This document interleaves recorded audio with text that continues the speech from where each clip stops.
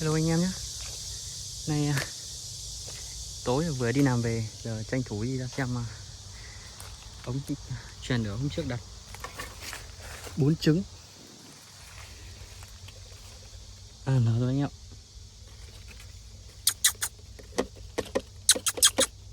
Bốn cháu